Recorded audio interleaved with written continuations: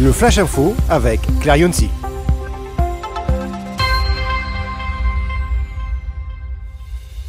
Bonjour à toutes et à tous, bienvenue dans votre Flash Info d'A-News Workwell. Cap sur la Savoie avec Indigo, une entreprise qui met la qualité de vie au travail au cœur de son modèle.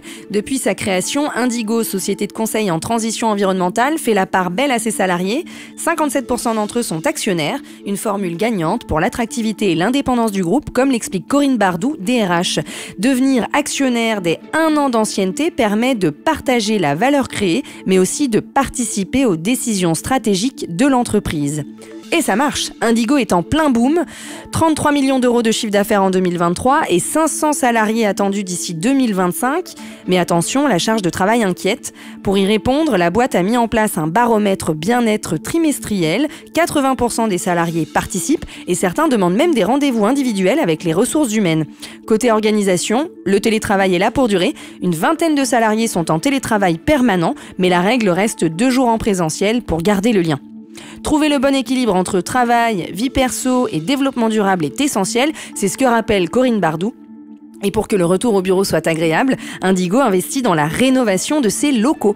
Télétravail, écoute des salariés, convivialité. Chez Indigo, la qualité de vie au travail n'est pas une option, c'est une priorité.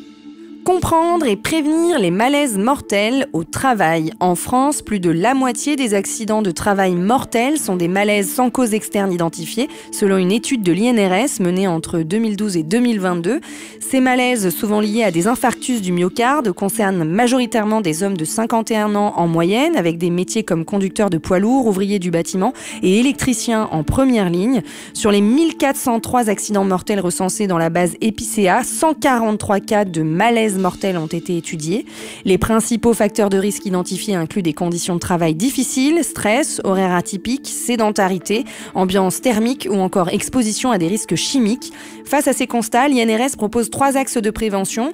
D'abord, réduire les risques professionnels en mécanisant certaines tâches et en améliorant les conditions de travail. Ensuite, renforcer l'organisation des secours en entreprise avec des formations en gestes de premier secours et des équipements adaptés. Et enfin, assurer un meilleur suivi médical des salariés, notamment par des évaluations cardiovasculaires régulières. Ces mesures visent à développer une véritable culture de prévention en entreprise, essentielle pour réduire ces drames invisibles et préserver la santé des travailleurs.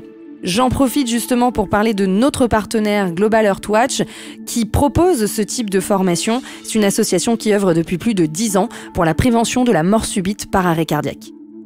Si vous voulez rester connecté aux infos d'A-News Workwell, rendez-vous sur notre site A-News Workwell, le média d'information des nouveaux modes et lieux de travail.